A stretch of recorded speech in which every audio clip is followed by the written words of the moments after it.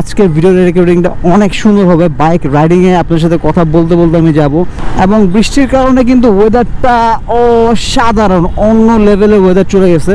গরুর দাম ধাপ করে নেমে গেছে, মানে কত ব্যাপারে গরু যে বিক্রি করতে পারে না, কি যে কষ্ট তাদের। সো নতুন নতুন ভিডিও আসবে এবং চেষ্টা করব।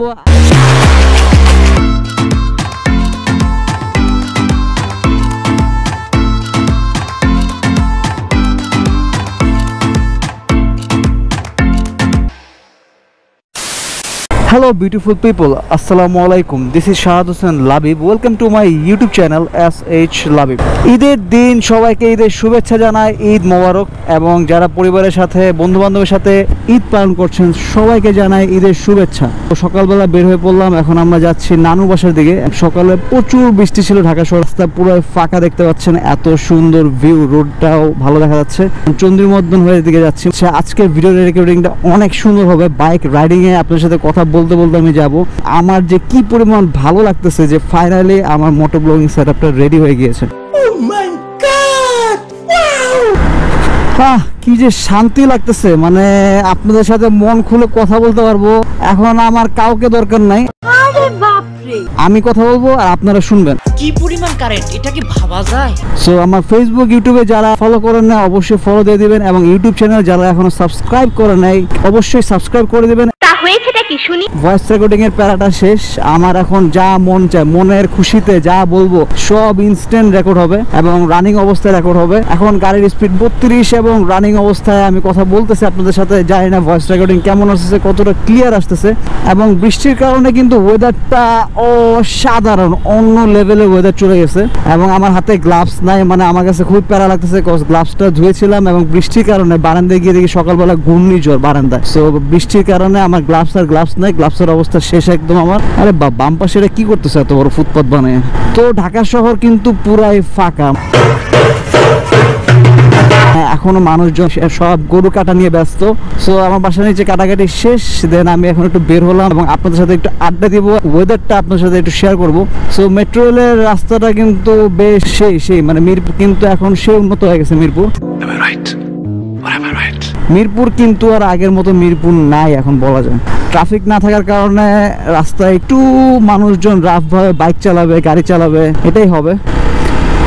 কি যে একটা শান্তি লাগতেছে ঢাকা শহরের মধ্যে। রুকো যারা, সবার করো। মানে আগামী 5 দিন অ্যাটলিস্ট আমার মতো যারা ঢাকাবাসী তারা যে কোনো জায়গায় 5 মিনিট থেকে 10 মিনিট থেকে আমি ম্যাক্স 20 মিনিট মানে যে কোনো জায়গায় মুভ করতে পারবে সে। কজ রাস্তা পুরো ফাঁকা, রিক্সা, কয়েকটা সিএনজি, প্রাইভেট কার আর বাইক তো এখন আমি দেখি নেই। আচ্ছা, ওই যে একটা বলতে না বলতে বাইক চলে গেছে।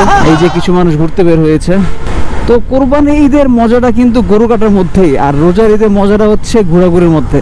সো আজকে হয়তো কোরবানিতে সবাই বাসায় গরু কাটা নিয়ে এবং কাটাকাটি এবং সব গুছানো নিয়ে তারা ব্যস্ত থাকে, এবং সবাই বের হবে কালকে। ভাই ওয়েদারটা এত সুন্দর লাগতেছে আমার, রিল্যাক্স গেছে, মানে আমি ইচ্ছা করতেছে একটু ঘুরবো কিছুক্ষণ পরে যাবো আন্টির বাসায় উত্তরায়। সো ওই রাস্তার ভিউটা আপনাদেরকে দেখাবো। ঈদের দিন রাস্তার অবস্থা কিরকম দেখতে পাচ্ছেন আপনারা। এবং বৃষ্টি হওয়ার কারণে কি মানুষজন মানে একদমই বের হয় না বলতে গেলে। কিছুক্ষণ পরে বের হবে মাংস নিয়ে, এই মামার বাসায়, ওই খালার বাসায়, এই চাচির বাসায়, ওই আত্মীয়র বাসায়। সো এখানে ছবি তুলতে আসছে কিছু যারা কোরবানি দেয় নাই, তারা একটু তাদের বাচ্চাদের নিয়ে একটু ঘুরতে বের হয়েছে। কালকের বাজার এত বাজে হয়ে গেছিল, মানে কালকের একদিনের বাজার গরুর দাম ধাপ করে নেমে গেছে, মানে কত ব্যাপারে গরু যে বিক্রি করতে পারে না, কি যে কষ্ট তাদের। মানে একে তো নিয়ে আসছে, এটা একটা লস হয়েই যাচ্ছে, মানে আশা করছিল লাভ করতে পারবে, আরেকে তো নিয়ে যাচ্ছে পুরো লস করে। তো যারা গরু কিনে এনে বিক্রি করে তারা পুরো লস, আর যারা নিজস্ব পালা গরু তারাও মোটামুটি লস। তো কালকে ম্যাক্সিমাম দেখা গেছে বড় গরুগুলো সেলই হয় নাই। আর এবারে কোরবানিতে আমি যা দেখলাম, মানে গাবতলী হাটে গেছি, 100 ফিটে গেছি, তারপরে আপনার বসিলাতে গিয়েছিলাম, প্রচুর গরু আছে আর সব হলো মাঝারি, ছোট মাঝারি। সো গরুর দাম কালকে দাম করে পড়ে যাওয়ার কারণে অনেকে হয়তো আফসোস করতেছে, অনেকে বলতেছে আগে গরু কেন কিনলাম, গরু কিনে লস হয়ে গিয়েছে, হ্যান ত্যান। ভাই কোরবানির গরু আল্লাহ যা দিয়েছে আপনি যা কিনতে পেরেছেন এটাতেই আলহামদুলিল্লাহ। সো লস লাভের হিসাব তো আসলে করা উচিত না। বড় কথা যেটা, আপনি যতটুকু সামর্থ্য হয়েছে আপনি অনুযায়ী গরু কিনেছেন। এবং আমার নতুন মোটো ব্লগিং সেটআপ রেডি ফাইনালি। সো নতুন নতুন ভিডিও আসবে এবং চেষ্টা করব আর আলসামানি না করে আপনাদেরকে ভালো ভালো ভিডিও শেয়ার করে আপনাদের সাথে। সো আলসামানি আমি আর করবো না, বহুত আলসামানি করে ফেলছি। এখন ঘুরতে হবে, প্রচুর কাজ করতে হবে, ভিডিও বানাতে হবে এবং আপনাদের সাথে ভিডিও শেয়ার করতে হবে। গরু কাটে হচ্ছে। তো সবচেয়ে বেশি কোরবানির মাংস পাওয়ার হক হচ্ছে যে কোরবানি দেয় নেই, মানে আপনার পাশে আত্মীয়স্বজন হতে পারে, আপনার প্রতিবেশীও হতে পারে, আপনার ফ্রেন্ড সার্কেলের মধ্যেও কেউ হতে পারে। সো তাকে আপনি চেষ্টা করবেন যে আপনার কোরবানির মাংসটা দেওয়া, কম আর বেশি। যে কোরবানি দিয়েছে আপনি তাকে আপনার মাংস দেন, তো ব্যাপারটা হচ্ছে যে উনি তো মাংস পেয়েছে এবং উনি তো কোরবানি দিয়েছে, ওনার থেকে সবচেয়ে বেশি জরুরি যে কোরবানি দিতে পারেন। মাংস পাওয়ার ইচ্ছা নাই, বাট ঈদের একটা দিন কোরবানি, সে হয়তো আপনার মাংসটা পেয়ে খুশি হয়ে সে রান্না করবে, তার ফ্যামিলির সাথে খাবে। তো চেষ্টা করবেন যে আপনার আশেপাশে যারা আছে, যারা কোরবানি দিতে পারেন, তাদেরকে আপনি কোরবানির মাংসটা দিবেন, তাহলে তারা সবচেয়ে বেশি খুশি হবে এবং আপনি সবচেয়ে বেশি হয়তো সওয়াব কামাবেন। এই গরু কাটা, যে লোক দেখানো গরু কাটা, বা আমার গরু অনেক বড় থেকে, তার থেকে আমার গরু অনেক বড়, এসব কিন্তু আল্লাহর কাছে যাবে না বা আল্লাহ দেখবে না। মানে গরুর মাংস, রক্ত কিছুই কিন্তু আল্লাহর কাছে যাবে না, বাট আপনার যে আল্লাহর জন্য যে কুরবানি দিচ্ছেন, এটা যে তাকওয়া অর্জন করতেছে আমরা, সেটাই একমাত্র আল্লাহর কাছে যাবে। রাস্তার যে বাজে অবস্থা হয়ে গেছে, শেষ। বাইকের অবস্থা শেষ। কালকে বাইকটা নিজের হাতে, আমি কিন্তু আমার নিজের বাইক আমি নিজে ওয়াশ করি।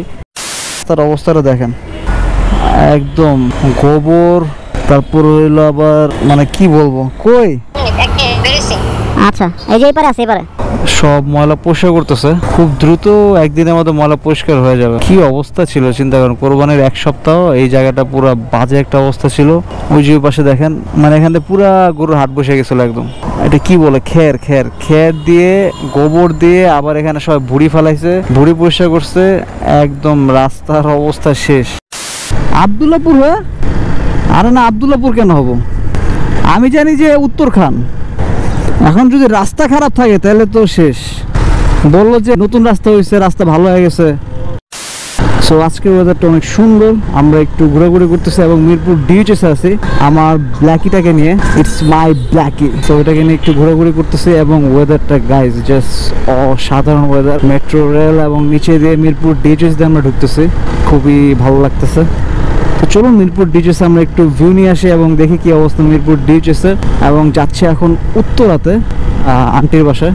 তো দেখা যাক আন্টির বাসায় যাই, একটু খাওয়া দাওয়া করি, বিকজ আন্টির বাসা অনেক দূরে এবং দেরি করে বের হয়েছি, এই জন্য চিন্তা করলাম আগে আন্টির বাসা যাই, ওই নানুর বাসায় যাবো। নানুর বাসা তো কাছেই, আন্টির বাসাটা দূরে, দেড় এখন আগে আন্টির বাসায় যাচ্ছি। আলহামদুলিল্লাহ আমার বাইক চালাতে চালাতে 1831 কিলোমিটার হয়ে গিয়েছে। সো আপনাদের দোয়া আর সাপোর্ট আর অনেক বেশি ভালোবাসা থাকলে আরও অনেক দূর যেতে পারবো। বিভিন্ন জেলায় যাওয়ার আমার ইচ্ছা আছে, পুরা বাংলাদেশটাকে ঘোরার ইচ্ছা আছে।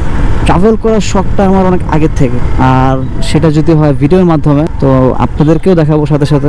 এটা তো সোজা হইলো উত্তরা, আর ওই পাশে হলো মেট্রো রেলের যে উত্তরা স্টেশন। মিরপুর ডিউচেস মোটামুটি ফাঁকাই দেখা যাচ্ছে, যাদের নিজস্ব প্রাইভেট কার আছে তারাই বের হয়েছে কম বেশি। আল্লাহ। তো যেটা বলতেছিলাম আমার এই বাইকটাকে নিয়ে, মানে এই যে একটা প্যারা খাইতাম যে বাসায় গিয়ে ভয়েস রেকর্ড করা, কি বলবো, কি বলেছিলাম, আচ্ছা এখন কি আপনাদেরকে শোনাবো, বা আমি কোথায় গিয়েছিলাম, মানে একটা কনফিউশনে থেকে যেতাম। বাট এখন রানিং অবস্থায় আপনাদের সাথে কথা বলতেছি, সকাল থেকে জানি না কি হয়েছে, হঠাৎ করে আমার গ্যাস হয়ে গেছে। আর গ্যাস্ট্রিকের পেইন উফ, যার হয় সেই জানে। বুকে পিঠে বসা যায় না, খাওয়া যায় না, ওঠা যায় না, মানে একটা বাজে একটা অবস্থা। সকাল থেকে গ্যাস্ট্রিক আমাকে ধরে বসছে, অলরেডি 2টা ট্যাবলেট খেয়ে ফেলছি। ডিউচেসের ভিউটা দেখেন, এই জায়গার আকাশটা মেঘলা হয়ে গেছে একদম, মানে ফকফকা, আর চারপাশের ভিউ তো দেখতেই পাচ্ছেন, অনেক সুন্দর লাগতেছে দেখতে। ঈদের সময় রাস্তাঘাট ফাঁকাই থাকে, সো আপনারা একটু সাবধানে বাইক চালাবেন, কোনো তাড়াহুড়া করবেন না, অবশ্যই হেলমেট পরে বাইক চালানোর চেষ্টা করবেন এবং চাপড়ি বাইকারদের থেকে একটু দূরে থাকার চেষ্টা করবেন, বিকজ চাপড়ি বাইকার তো তারা তো কোনো রুলসই মানে না, না হেলমেট না সিগন্যাল, যদি পারে আপনাকে চাপ দিয়ে দিতে পারে। নিচে এটা যে রাস্তা নামা যাবে, বাপরে বাপ, রাস্তার যে অবস্থা। এখানে একটু চা নাস্তা খাই, খেয়ে তারপর আমরা এখান থেকে বের হবো। তো আসতেছি একটু পরে।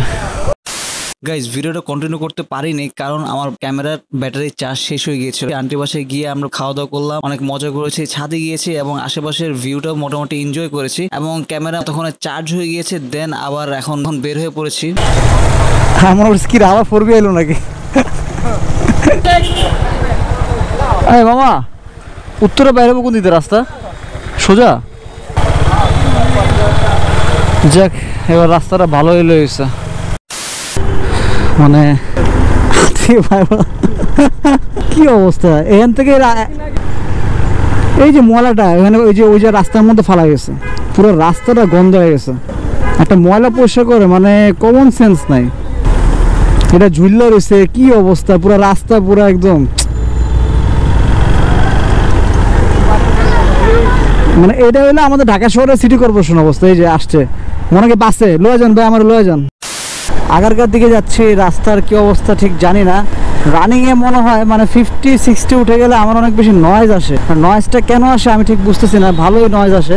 রানিং অবস্থায় নয়েজটাকে বেশি আসতেছে না কম আসতেছে? আমার স্পিড গাড়ির 50-55। সো এই অবস্থায় রানিং অবস্থায় আমি আপনাদের সাথে কথা বলতেছি, জানি না কথা কতটুকু ক্লিয়ার শোনা যাবে বা কতটুকু ক্লিয়ার হবে সেটা কিছুক্ষণ পরে নামলে বোঝা যাবে। ঈদের আজকের দিনটা কি অসাধারণ ছিল। আর এখন আমার ভয়েসগুলো কেমন হচ্ছে আপনারা অবশ্যই কমেন্ট করে জানাবেন। তো আমার ইউটিউব চ্যানেল যারা সাবস্ক্রাইব করেন না অবশ্যই সাবস্ক্রাইব করে আসবে, পাশে থাকা বেল বাটনটি ক্লিক করে দিবেন, কথা আমার নতুন নতুন ভিডিওগুলো আসলে অবশ্যই নোটিফিকেশনটা আপনার কাছে পৌঁছে যাবে। এখন থেকে চেষ্টা করব আমি আরো ভালো ভালো ভিডিও করার জন্য, সুন্দরভাবে ভিডিও করার জন্য এবং আমার কথাটাকে আরো বেশি ক্লিয়ার করার জন্য। বিকজ আমার কথা বলা একটু মানে গ্যাপ আছে। আমি আসলে অনেক মানুষের সামনে বা হুট করে এই যে আপনাদের সাথে কথা বলতেছি, আড্ডা দিচ্ছি, তো এটা আসলে একটা অভ্যাসের ব্যাপার, যে এটা তো 1-2 দিনে হবে না, হুট করে আসলে অভ্যাসটা হয় না, হয়ে যাবে ইনশাল্লাহ। আপনার সাথে আড্ডা দিতে দিতে আপনাদের ভালোবাসা পেতে পেতে আমিও আপনাদের সাথে একদম ফ্রি হয়ে যাব। যখন যেখানে যাই খুব সুন্দরভাবে আড্ডা দিতে দিতে আপনাদের সাথে আমি যেতে পারবো। বিকজ বাইক যখন চালাচ্ছি আমার সাথে কারা আছে, আপনারাই আছে। সো আপনার সাথে কথা বলে বলে আমার যেতে হবে। এখন আমি যেখানেই রাইড দিই না কেন, যেখানে যাই না কেন, আপনারা আমার সাথেই থাকবেন, আপনাদেরকে নিয়ে ট্যুর দিব এবং নতুন নতুন জায়গা এক্সপ্লোর করবো আপনাদেরকে নিয়ে। রাত্রে রাস্তাঘাট মানে ফাঁকা, বাট এই যে গাড়ির চাপ হুটহাট করে এদিক ওদিক চাপ দেওয়া, এটা একটু রিস্কের ব্যাপার। বা খামার বাড়ির সামনে দিয়ে জ্যাম দেখা যেতেছে হালকা। বড় কথা হচ্ছে বাস নাই ভাই, এই রোডে যে পরিমাণ বাস থাকে আর বাসের যে জ্যাম, বাস না থাকার কারণে কিন্তু বলা যায় জ্যাম অনেকটা কম। দ্বিতীয়ত হচ্ছে বাস, তৃতীয়ত হচ্ছে আপনার রিক্সা। দেখেন রিক্সা কিন্তু খুবই কম, তার মানে বোঝা যায় সবচেয়ে বেশি ঝামেলা করে রিক্সা। মানে রিক্সা কিন্তু ঢাকা শহরে প্রচুর ঝামেলা করতেছে। তো রিক্সা যদি ঢাকা শহর থেকে কমিয়ে ফেলা যায় তাহলে মনে হয় এই মেন রোডগুলো একটু রিল্যাক্সে চলাফেরা করা যাবে। রিক্সা খুবই ঝামেলা করে।